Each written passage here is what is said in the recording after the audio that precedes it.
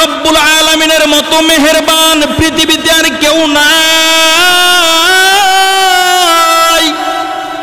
100 ভাগ রহমত থেকে ভাগ করে 1 ভাগ রহমত আমার আল্লাহ পাক রব্বুল আলামিন সমস্ত নবী রাসূল ওলি আব্দাল গাউস কুতুব থেকে শুরু করে পিতা মাতা থেকে শুরু করে সমস্ত পশু পাখিকে আল্লাহ পাক রব্বুল আলামিন 1 ভাগ রহমত ভাগ করে দিয়েছেন। আর 99 ভাগ রহমত আমার আল্লাহর হাতের মধ্যে রেখে দিয়েছি। 1 ভাগ রহমত পাইয়া মা সন্তানকে এত মহব্বত করে, 1 ভাগ রহমত পাইয়া বাবা সন্তানকে এত মহব্বত করে, 1 ভাগ রহমত পাইয়া নবী উম্মতকে মহব্বত করে। আমার নবী 1 ভাগ রহমত পাইয়া পুরাটা জিন্দেগি উম্মতের জন্য কান্না করে কাটাইছে। এখনো পর্যন্ত রওজা শরীফে শুইয়া শুইয়া আমার আপনার নবী উম্মতের জন্য কান্দে। আর আমার মালিকের কাছে 99 ভাগ রহমত রেখে দিয়েছে। 99 ভাগ দয়া পাইয়া আমার আল্লাহ তাকায়া তাকে বান্দা বান্দানি আমার কাছে তাওবা করে, বান্দানি মসজিদের মধ্যে নামাজে যায়, বান্দানি আমি রব্বে কারিমকে কুদরতি কদমের মধ্যে সাজদা করে। আমার আল্লাহ তাকায়া তাকে বান্দানি আমার কাছে তাওবা করে, বান্দানি গুনাহ থেকে ফিরে আমি রব্বে কারিমের কাছে আসে। কিন্তু বান্দার দিকে তাকাইলে দেখা যায় বান্দা দুনিয়া নিয়ে ব্যস্ত আছে, বান্দা সংসার জিন্দেগি নিয়ে ব্যস্ত আছে, বান্দা সন্তানকে কিভাবে লক্ষ কোটি টাকার মালিক বানাইবে এই চিন্তা নিয়ে ব্যস্ত আছে। একবারের জন্য চিন্তা করলাই না তুমি যার জন্য এত কিছু করতেছো, যার জন্য তুমি সুদ খেয়ে ঘুষ খেয়ে টাকাগুলো জমাইতেছো, তুমি মারা যাওয়ার পর তোমার সন্তান তোমাকে কবরের মধ্যে শোয়া দিবে। এই সন্তান বলবে তাড়াতাড়ি করে বাবাকে কবরের মধ্যে রেখে দে, আর বাবাকে ঘরের মধ্যে রাখার সময় নাই। বাবা মারা গেছে মানে বাবার সম্পত্তিগুলো বন্টন করে নে। আল্লাহ মাফ করুক, অনেক জায়গার মধ্যে দেখা যায় বাবা দুনিয়া থেকে চলে গেছে, বাবার লাশ এখনো দাফনও হয় নাই। সন্তান 3 জন 4 জন সন্তান, সন্তানেরা বলে আগে সম্পত্তিগুলো বন্টন করে নে, যতক্ষণ পর্যন্ত সম্পদগুলো বন্টন তুমি আমি না করব ততক্ষণ পর্যন্ত বাবার লাশ দাফন করবে না। নাউজুবিল্লাহ বলেন। এমন সন্তান অনেক জায়গার মধ্যে আছে। কার জন্য আপনি কি করতেছেন? আজকে বাংলার মানুষ, বাংলাদেশের মানুষ অনেক আরামে আছি, অনেক শান্তিতে আছি। তাকায়া দেখেন আপনি ফিলিস্তিনের জমিনে ফিলিস্তিনের মুসলমানদেরকে কিভাবে গণহারে হত্যা করতেছে, কিভাবে ছোট শিশু থেকে শুরু করে বৃদ্ধরা পর্যন্ত কাঁদতেছে, আমাদেরকে বাঁচাও, আমাদের জন্য সাহায্যকারী পাঠাও। আল্লাহ আল্লাহ আর সহ্য করতে পারতেছি না, গণহারে মুসলমানদেরকে মারতেছে। আমি আপনি বাংলার জমিনে অনেক শান্তিতে আছি, কিন্তু কোরআনে কারিমের দিকে তাকান। আল্লাহ পাক রব্বুল আলামিন পবিত্র কালামুল্লাহর মধ্যে কি বলেছে দেখেন। আল্লাহ তাআলা আপনাকে আমাকে না চাহিতেই আখির জামানার পয়গম্বর উম্মত হিসাবে কবুল করেছেন। আল্লাহ তাআলার দরবারে সর্বদা শুকরিয়া আদায় করা দরকার। আল্লাহ তাআলা এখনো পর্যন্ত আপনাকে আমাকে সুস্থ রেখেছেন। আপনার আমার মতো অনেক মানুষ হসপিটালের বেডের মধ্যে পড়ে আছে, মানসিক রোগী পাগলাগারতে পড়ে আছে, বিভিন্ন সমস্যার মধ্যে আছে। আল্লাহ তাআলার দরবারে আমাদের সর্বদা শুকরিয়া আদায় করা দরকার, আমাদেরকে আল্লাহ তাআলা যে এখনো পর্যন্ত সুস্থ রেখেছেন। যেই ব্যক্তি অসুস্থ সে বুঝে সুস্থতার যে কতটুকু কদর, সুস্থতা কত বড় আল্লাহ তাআলার নেয়ামত, ওই টাইমে বোঝা যায় যে সময় আপনি অসুস্থ হন। যার একটা হাত নাই সে বুঝে একটা হাতের কতটুকু মূল্য। যার একটা চক্ষু নাই সে বুঝে একটা চোখের কতটুকু দাম, যার একটা কিডনির মধ্যে সমস্যা আছে সে বুঝে কিডনির কতটুকু দাম। এই জন্যে সুস্থতাকে আপনাকে আমি গনিমত মনে করতে হবে। এখন সুস্থ আছি, আল্লাহ না করুক যদি আগামীতে আমি আপনি অসুস্থ হয়ে যাই, চাইলেই কিন্তু মসজিদে আসতে পারবো না, চাইলেই আমি আপনি নামাজ আদায় করতে পারবো না, চাইলেই মসজিদের মধ্যে এসে রব্বে কারিমের কুদরতি কদমে সাজদা দিতে পারবো না। হসপিটালের মধ্যে শুয়ে শুয়ে অনেক মানুষ চোখ দিয়ে পানি বের হইতেছে, কান্না করতেছে, আল্লাহ যদি আমি আজকে সুস্থ থাকতাম, আজকে তো শুক্রবার মসজিদে আজান হয়ে গেছে, আমিও তো আজকে মসজিদে গিয়ে নামাজ পড়তাম, আপনার কুদরতি কদমের মধ্যে আমি সাজদা করতাম। এই কথা বলতেছে আর কাঁদতেছে।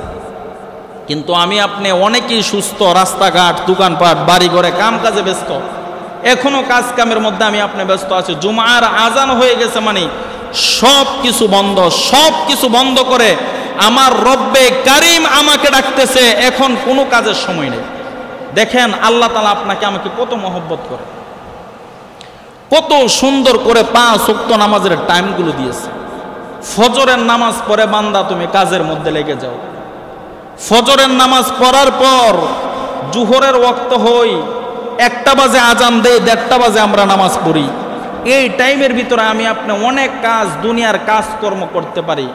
কিন্তু বান্দা ফজরের নামাজের কোনো খবর নাই, ঘুম থেকে উঠে কাজের মধ্যে লেগে যায়, দুনিয়ার কাজকর্মের মধ্যে ব্যস্ত, কিন্তু ওয়াক্ত মতে নামাজের টাইম হলে আমি আপনি নামাজটা পড়ি না। রব্বে কারিম আপনাকে আমাকে অনেক মহব্বত করেন, অনেক মহব্বত করেন, অনেক দয়া করেন।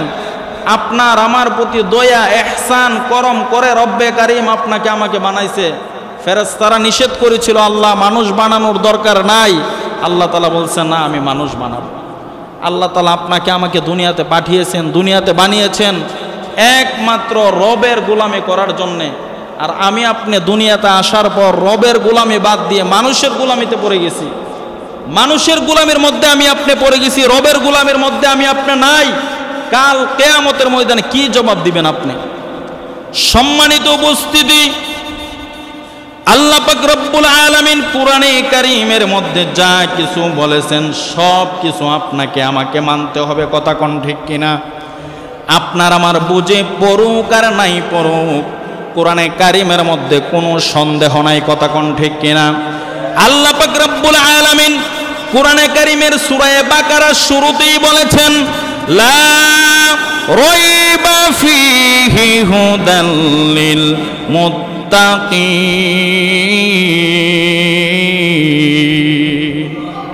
আল্লাহ তাআলা বলেন লা, কোনো সন্দেহ নাই, লা রাইবা ফীহি হুদাল লিল মুত্তাকিন।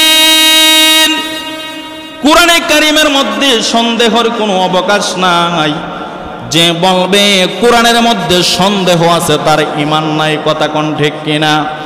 মেহেরবান তুমি মেহেরবান, মেহেরবান তুমি মেহেরবান, মেহেরবান তুমি মেহেরবান, মেহেরবান তুমি মেহেরবান।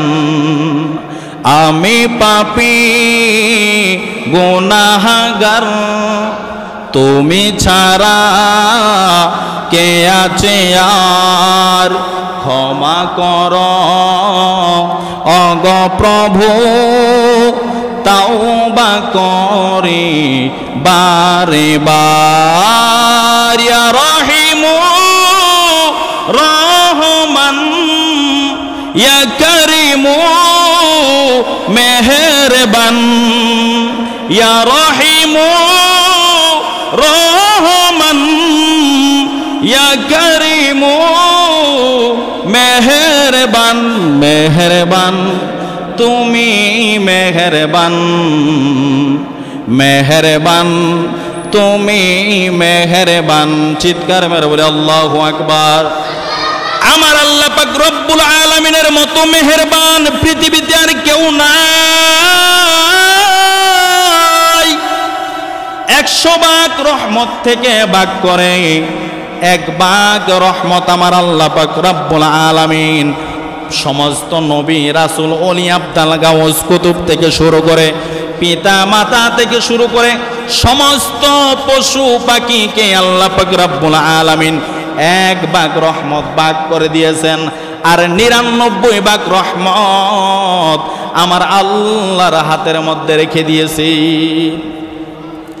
1 ভাগ রহমত পাইয়া মা সন্তানকে এত মহব্বত করে,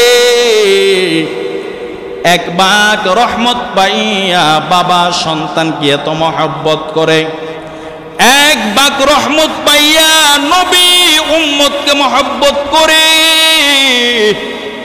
আমার নবী 1 ভাগ রহমত পাইয়া পুরাটা জিন্দেগি উম্মতের জন্য কান্না করে কাটাইছে। এখনো পর্যন্ত রওজা শরীফে শুইয়া শুইয়া আমার আপনার নবী উম্মতের জন্য কান্দে, আর আমার মালিকের কাছে 99 ভাগ রহমত রেখে দিয়েছে। 99 ভাগ দয়া পাইয়া আমার আল্লাহ তাকায়া তাকে বান্দানি আমার কাছে তাওবা করে, বান্দানি মসজিদের মধ্যে নামাজে যায়, বান্দানি আমি রব্বে কারিমকে কুদরতি কদমের মধ্যে সাজদা করে। আমার আল্লাহ তাকায়া তাকে বান্দানি আমার কাছে তাওবা করে, বান্দানি গুনাহ থেকে ফিরে আমি রব্বে কারিমের কাছে আসি।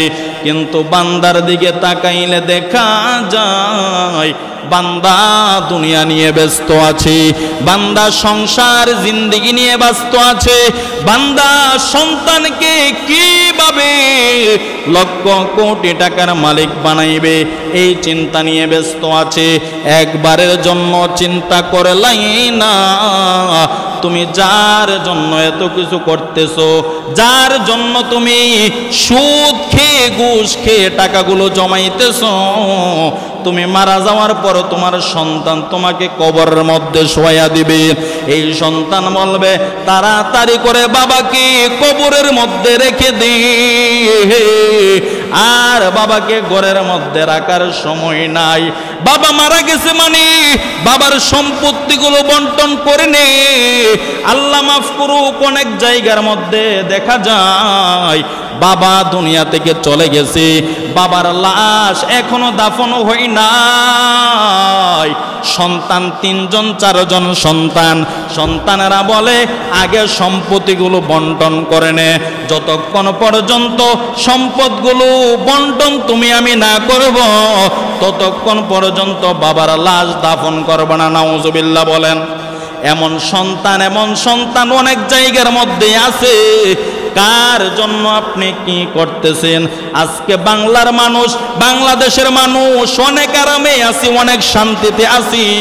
তাকায়া দেখেন আপনি ফিলিস্তিনের জমিনে ফিলিস্তিনের মুসলমানদেরকে কিভাবে গণহারে হত্যা করতেছে, কিভাবে ছোট শিশু থেকে শুরু করে বৃদ্ধরা পর্যন্ত কাঁদতেছে, আমাদেরকে বাঁচাও, আমাদের জন্য সাহায্যকারী পাঠাও। আল্লাহ আল্লাহ আর সহ্য করতে পারতেছি না, গণহারে মুসলমানদেরকে মারতেছে। আমি আপনি বাংলার জমিনে অনেক শান্তিতে আছি, কিন্তু কোরআনে কারিমের দিকে তাকান। আল্লাহ পাক রব্বুল আলামিন পবিত্র কালামুল্লাহর মধ্যে কি বলেছে দেখেন। আল্লাহ তাআলা সূরা নিসার 75 নম্বর আয়াতের মধ্যে আল্লাহ পাক রব্বুল আলামিন বলেন, ওয়া মা লাকুম লা তুকাতিলুনা ফি সাবিলিল্লাহি ওয়াল মুস্তাদআফিনা মিনার রিজালি ওয়ান নিসাই ওয়াল বিলদান আল্লাযীনা ইয়াকুলুনা রব্বানা আখরিজনা মিন হাযিহিল ক্বরিয়াতিজ যালিমি আহলুহা ওয়াজআল লানা মিন লাদুনকা ওয়ালিয়্যা ওয়াজআল লানা মিন লাদুনকা নাসীরা। চিৎকারে মেরে বলে আল্লাহু আকবার। আল্লাহ পাক রব্বুল আলামিন কোরআনে কারিমের মধ্যে অনেক জায়গায় জিহাদের কথা বলেছেন। এখন বলতে পারেন ফিলিস্তিনের মুসলমানেরা নিজেদের কারণেই কিন্তু বিপদের মধ্যে পড়ছে। কেন নিজেদের কারণে? কেন ফিলিস্তিনের মুসলমানেরা তাদের পৈতৃক সম্পত্তি, তাদের বাপ দাদার সম্পত্তি ইসরায়েলদের কাছে বিক্রি করেছে, ইহুদিদের কাছে বিক্রি করেছে। কিভাবে বিক্রি করেছে? এই ইহুদিরা অনেক সুদূর প্রসারিত পরিকল্পনা করে। তারা চিন্তা করলো যে কোনো মূল্যেই হোক মসজিদে আকসা আমাদের দখল করতে হবে। এই বাপ দাদার জায়গার মধ্যেই পড়ে আছে, তারা জায়গা বিক্রি করে নাই। বিক্রি না করার কারণে দেখা গেছে ফিলিস্তিনেরা অনেক জায়গা কেনার পর 2-3 লোক যখন মুসলমানেরা বসবাস করে তাদেরকে এমনিই মেরে মারধর করে এখান থেকে ভাগিয়ে দিয়েছে। ভাগিয়ে দিয়ে এই ইসরায়েল ইহুদিদের চক্রান্ত হলো যেই কোনো মূল্যেই হোক আমরা মসজিদে আকসাকে দখল করব। এই চিন্তা করে তারা ফিলিস্তিনে এসে বাসা করছে, বাড়ি বাঁধছে। বাঁধার পর তারা মুসলমানদের উপরে নির্যাতন আরম্ভ করলো। এই নির্যাতন আজ পর্যন্ত চলতেছে। এখন মুসলমানদেরকে গণহারে মারতেছে, গণহারে মুসলমানদেরকে হত্যা করতেছে। এখন আমি আপনি যদি বলি আপনার একটা ভাই যদি বিপদের মধ্যে পড়ে, তার দোষের কারণেই যদি, তার অজ্ঞতার কারণে যদি সে বিপদের মধ্যে পড়ে যায়, আমার আপনার প্রথম দায়িত্ব হলো তাকে বিপদ থেকে উদ্ধার করা, তারপরে তাকে বুঝিয়ে দেব তোমার অপরাধের কারণে তুমি আজকে এই বিপদের মধ্যে পড়েছ। তুমি যদি এই কাজটা না করতা, তোমরা যদি ইসরায়েলি বাহিনীদের কাছে জায়গা জমি বিক্রি না করতা, তাহলে ইসরায়েলেরা আজকে এই জায়গার মধ্যে আসতো না। ইসরায়েলি বাহিনীরা আজকে এই জায়গা দখল করে তোমাদের উপরে এইভাবে মারধর করতো না। এই কথা আপনি কখন বুঝাবেন? আগে তাদেরকে রক্ষা করতে হবে, আগে তাদেরকে বাঁচাইতে হবে। আল্লাহ পাক রব্বুল আলামিন কোরআনে কারিমের বহু সংখ্যক আয়াতের মধ্যে জিহাদের কথা বলেছেন। তাকিয়ে দেখেন আল্লাহ পাক রব্বুল আলামিন সূরা বাকারার 216 নং আয়াতের মধ্যে বলেন, কুতিবা আলাইকুমুল কিতাল ওয়া হুয়া কুরহুল লাকুম ওয়া আসা আন তাকরাহু শাইআ ওয়া হুয়া খায়রুল লাকুম ওয়া আসা আন তুহিব্বু শাইআ ওয়া হুয়া শাররুল লাকুম ওয়াল্লাহু ইয়ালামু ওয়া আনতুম লা তা'লামুন। আল্লাহ তাআলা বলেন কুতিবা আলাইকুমুল কিতাল। রমজান মাসে যেমনিভাবে আমরা বয়ান করি, আল্লাহ তাআলা কোরআনে কারিমের মধ্যে বলেছেন কুতিবা আলাইকুমুস সিয়াম, তোমাদের উপরে রমজানের রোজা ফরজ করা হয়েছে। কুতিবা আই ফুরিজা, ঠিক তদ্রূপ আল্লাহ তাআলা বলেন কুতিবা আলাইকুমুল কিতাল, তোমাদের উপরে যুদ্ধ জিহাদকে ফরজ করা হয়েছে। ওয়া হুয়া কুরহুল লাকুম, অথচ এই জিহাদ তোমাদের কাছে ভালো লাগে না, অথচ এই জিহাদের কথা বললে তোমাদের কাছে ভালো লাগে না। ওয়া হুয়া কুরহুল লাকুম ওয়া আসা আন তাকরাহু শাইআ ওয়া হুয়া খায়রুল লাকুম, তোমাদের কাছে যেটা অপছন্দনীয় ওই জিহাদকে তোমাদের কাছে ভালো লাগে না।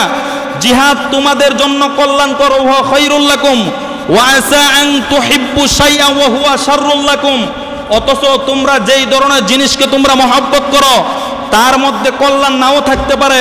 ওয়াল্লাহু ইয়ালামু ওয়া আনতুম লা তা'লামুন, আমি আল্লাহ পাক রব্বুল আলামিন যা জানি তোমরা তা জানো না। সুতরাং জিহাদের মধ্যেই কল্যাণ রয়েছে। যতদিন পর্যন্ত আল্লাহ তাআলার জমিনে আল্লাহ তাআলার আইন বাস্তবায়ন না হবে। কোরআনে কারীম আমার আপনার নবীর উপর আল্লাহ তাআলা নাজিল করেছেন শুধু তেলাওয়াত করার জন্য নয়, কোরআন নাজিল করার সর্বশ্রেষ্ঠ মাকসাদ হলো কোরআন দিয়ে আপনি পুরাটা বিশ্ব চালানো।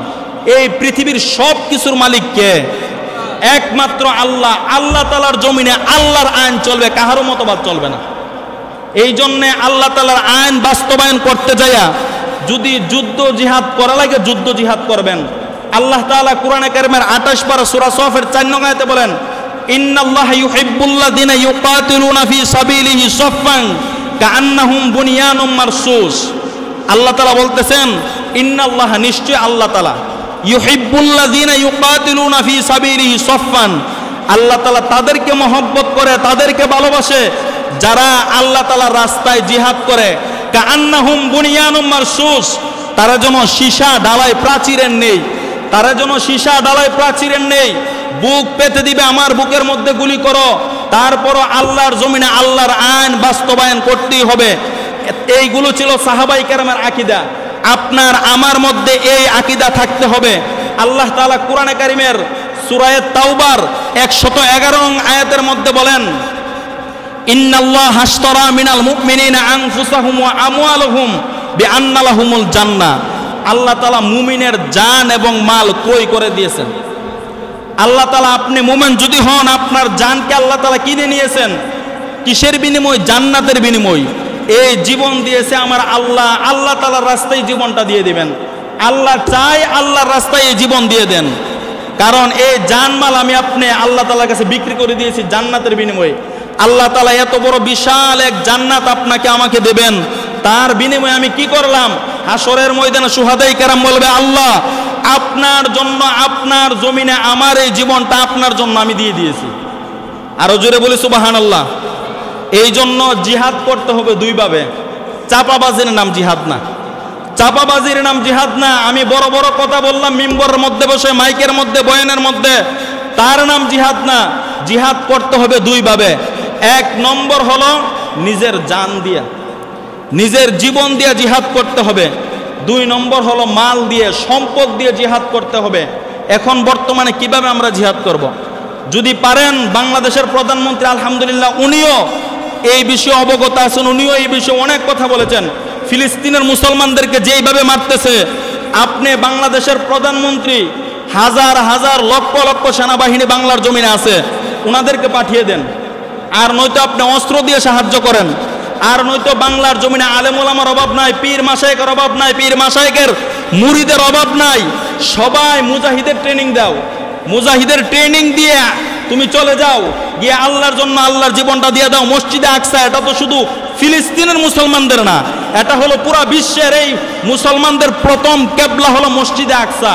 এই মসজিদে আকসার মুসলমানরা, ফিলিস্তিনের মুসলমানরাই শুধু মার খাবে, আর বাংলার জমিনের মুসলমান বসে বসে কথা বলবে, বড় বড় ভাষণ দিবে, তা হয় না। আপনার যদি সামর্থ্য থাকে আপনি চলে যান, এখানে গিয়ে জিহাদ করেন, যুদ্ধ করেন, আল্লাহ দেওয়ার জীবন আল্লাহ তাআলা রাস্তায় বিলিয়ে দেন।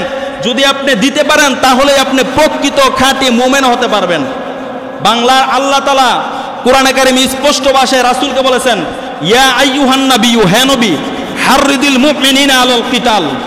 রাসূলকে বলতেছে, হে নবী আপনি মুমিনদেরকে জিহাদের ব্যাপারে উদ্বুদ্ধ করুন। সুবহানাল্লাহ বলেন। রাসূলকে উদ্দেশ্য করে বলতেছে, ইয়া আইয়ুহান নাবিয়্যু হাররিদিল মুমিনিনা আলাল কিতাল, আপনি মুমিনদেরকে জিহাদের ব্যাপারে উদ্বুদ্ধ করুন। এখন দেখেন ফিলিস্তিনের জমিনে তাকাইলে দেখা যায় তারা কিন্তু বলতেছে আমাদের জন্য সাহায্যকারী পাঠান, আল্লাহ তাআলাকে বলতেছে আমাদের জন্য অভিভাবক পাঠান। এই কথা আল্লাহ তাআলা রাসূলের উপরে কোরআনে কারিমে 1450 বছর আগেই বলে দিয়েছেন। 1450 বছর আগে আল্লাহ তাআলা বলে দিয়েছেন, ওয়ামা লাকুম লা তুকাতিলুনা ফি সাবিলিল্লাহি ওয়াল মুস্তাদআফিনা মিনার রিজালি ওয়ান নিসাই ওয়াল গিলদান আল্লাযীনা ইয়াকুলুনা রাব্বানা আখরিজনা মিন হাযিহিল ক্বরিয়াতি যালিমি আহলুহা ওয়াজআল লানা মিন লাদুনকা ওয়ালিয়্যা ওয়াজআল লানা মিন লাদুনকা নাসীরা। আল্লাহ তাআলা বলেন, ওয়ামা লাকুম লা তুকাতিলুনা ফি সাবিলিল্লাহ, তোমাদের কি হয়েছে? তোমরা আমি আল্লাহ তাআলার রাস্তায় জিহাদ করতেছো না। ওয়াল মুস্তাদআফিনা মিনার রিজালি ওয়ান নিসাই ওয়াল গিলদান, ছোট শিশু থেকে শুরু করে বৃদ্ধরা পর্যন্ত সবাই বলতেছে, রব্বানা আখরিজনা মিন হাযিহিল ক্বরিয়াতি যালিমি আহলুহা, আল্লাহ আমাদেরকে এই এলাকা থেকে, এই দেশ থেকে আমাদেরকে মুক্তি দেন। ওয়াজআল লানা মিন লাদুনকা ওয়ালিয়্যা, আমাদের জন্য আপনি অভিভাবক পাঠান। ওয়াজআল লানা মিন লাদুনকা নাসীরা, আমাদের জন্য আপনি সাহায্যকারী পাঠান। ফিলিস্তিনের দিকে তাকান, মুসলমানরা বলতেছে, হে মুহাম্মদের উম্মতরা তোমরা কি করতেছো? তোমরা কি করতেছো? আমাদের জন্য তোমরা কি করতেছো? আমরা গণহারে শাহাদাত বরণ করতেছি। তারা ফিলিস্তিনের মধ্যে মুসলমানদেরকে হসপিটালের মধ্যে পর্যন্ত ইসরায়েলি সন্ত্রাসীরা বোমা মেরে মুসলমানদেরকে শহীদ করে দিয়েছে। আমি আপনি কি করতেছি বাংলাদেশে থেকে? আল্লাহ তাআলা বলেন, তোমরা প্রস্তুতি নাও, জিহাদের প্রস্তুতি নাও। এই জিহাদের কথাগুলো শুনলে আমি আপনি অন্যদিকে নিয়ে যাই। যদি জিহাদকে কেউ জঙ্গি মনে করে, জিহাদকে কেউ যদি সন্ত্রাস মনে করে, তার ঈমান চলে যাবে। জিহাদ আল্লাহ তাআলার ফরজ বিধান। নামাজ যেইভাবে ফরজ, রমজান মাসের রোজা যেইভাবে ফরজ, পর্দা করা যেইভাবে ফরজ, হজ করা যেইভাবে ফরজ, যাকাত দেওয়া যেইভাবে ফরজ, ঠিক তদ্রূপ জিহাদ করা ঠিক তদ্রূপ ফরজ। যতদিন পর্যন্ত মুসলমান যুদ্ধ জিহাদ ছেড়ে দিবে ততদিন পর্যন্ত মুসলমানদের উপরে লাঞ্ছনা অপদস্থ এসে পড়বে। রাসূল বলেন, আল জিহাদু মাউদিন ইলা ইয়াউমিল কিয়ামা, হে উম্মতেরা জিহাদ কিয়ামত পর্যন্ত চলবে। আরেক হাদিসের মধ্যে রাসূল বলেন, তোমাদের অন্তরে যদি জিহাদের তামান্না না থাকে, শাহাদাতের তামান্না যদি তোমাদের অন্তরের মধ্যে না থাকে, তাহলে তোমরা ঈমান নিয়ে মরতে পারবে না, ঈমান নসিব হবে না মরার সময় তোমাদের। এই জন্য যেই কোনোভাবেই হোক ফিলিস্তিনি মুসলমানদের জন্য সর্বপ্রথম রাসূল বলে, তোমরা হাত দ্বারা বাধা দাও। কোনো অন্যায় কাজ দেখো তাহলে হাত দ্বারা বাধা দাও। হাত দ্বারা বাধা দিতে তুমি পারো না, জবান দিয়ে কথা বলো। জবান দিয়েও কথা বলতে পারতেছো না, অন্তর দিয়ে ঘৃণা করো। রাসূল বলে, ওয়া যালিকা আদাফুল ঈমান, অন্তর দিয়ে ঘৃণা করা এটা হলো দুর্বল ঈমানের লক্ষণ। আমি আপনি বীর মুজাহিদ, রাসূলের আশেক, রাসূলকে জানের চাইতে বেশি মহব্বত করি, রাসূলের উম্মতদেরকে মারতেছে, রাসূলের উম্মতদেরকে গণহারে হত্যা করতেছে, আমি সঠিক কথাটুকু পর্যন্ত বলতে পারবো না আমি কোন ধরনের মুসলমান হইলাম, কোন ধরনের মুসলমান হইলাম। বাংলার জমিনে শাহজালাল মুজাররদ ইয়ামুনী রহমাতুল্লাহি আলাই কেন বাংলার জমিনে এসেছিল, কেন এসেছিল? বুরহানুদ্দিন রহমাতুল্লাহি আলাই উনার সন্তানের আকিকা করার কারণে রাজা গুরু গোবিন্দ উনার সন্তানকে হত্যা করেছে, এই খবর যখন শাহজালাল ইয়ামুনী রহমাতুল্লাহি আলাইহের কানের মধ্যে গিয়ে পৌঁছল, উনি 360 জন কাফেলা নিয়ে সুদূর ইয়ামন থেকে উনি বাংলার জমিনে এসে গেছেন আল্লাহর আইন বাস্তবায়ন করার জন্য, আল্লাহর রাসূলের আইন বাস্তবায়ন করার জন্য। আমার ভাই মুসলমান বাংলার জমিনে মার খাবে আর আমি মুজাররদে ইয়ামান দেশের মধ্যে আমি পড়ে থাকবো, তা হতে পারে না। এই চিন্তা করে শাহজালাল রহমাতুল্লাহি আলাই এই হত্যার বিচার বদলা নেওয়ার জন্য উনি সুদূর ইয়ামন থেকে বিবি বাচ্চাকে ফেলে সব কিছু বাদ দিয়ে, নিজের ভিটা বাড়ি বাদ দিয়ে সব কিছু ফেলে উনি বাংলার জমিনে আসার একটা মাত্রই কারণ রাজা গুরু গোবিন্দর বিচার করা, কথা কোন ঠিক কিনা? এই জন্যই উনি এসেছিল। রাসূলের সাহাবাই কেরাম ১৬ লক্ষ সাহাবী ছিল। এই ১৬ লক্ষ সাহাবীর কবর আপনি কতজনের কবর মক্কা মদিনা পাইবেন? বিভিন্ন রাষ্ট্রে আনাচে কানাচে ওনারা ছড়ায় ছিটিয়ে গেছে ইসলাম দিনকে জিন্দা করার জন্য, এই দিন প্রতিষ্ঠা করার জন্য। তারা নিজের স্ত্রীকে বিধবা করেছে, সন্তানকে এতিম করেছে, বাড়ি বিটা সব কিছু ত্যাগ করে দিন ইসলামকে কায়েম করার জন্য, আল্লাহ তাআলার জমিনে আল্লাহর আইন বাস্তবায়ন করার জন্য ওনারা বাড়িঘর সব কিছু ত্যাগ করে ওনা বের হয়ে গেছেন।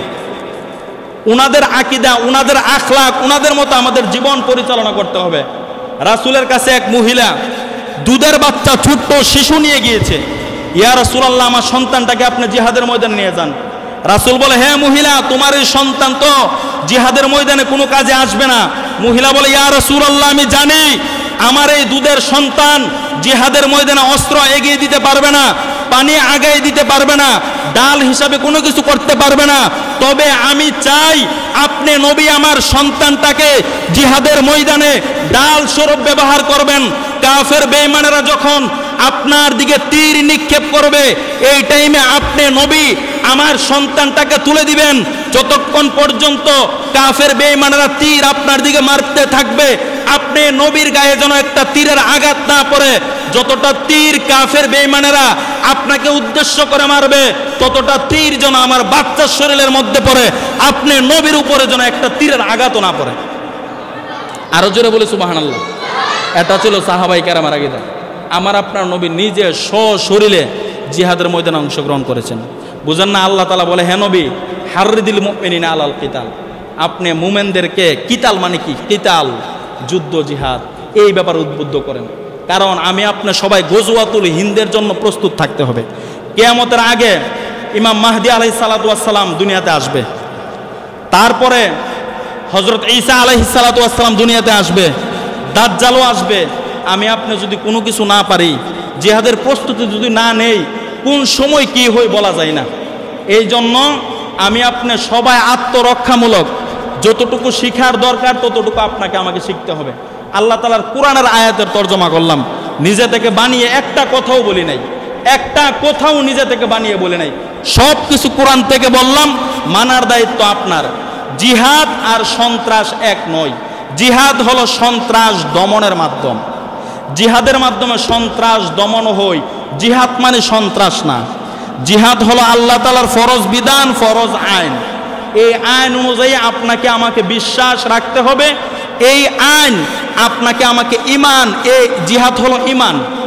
জিহাদের বিরুদ্ধে যদি আপনি কথা বলেন আপনার ঈমান চলে যাবে।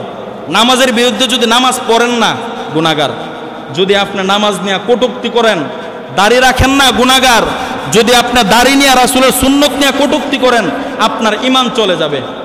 যদি আপনার অন্তরে জিহাদ ভালো না লাগে, যদি মনে করেন আপনি জিহাদ মানে কি দেশের মধ্যে একটা গন্ডগোল লাগানো, না। জিহাদ মানে কি দেশের মধ্যে একটা বিশৃঙ্খলা সৃষ্টিকরণ, না। জিহাদ হলো আল্লাহ তাআলার ফরজ আইন, ফরজ বিধান। আল্লাহ পাক রব্বুল আলামিন আমাদের সকলকে কথাগুলো মানার, বোঝার, আমল করার তৌফিক দান করুক। সকলে বলে আল্লাহুম্মা আমিন।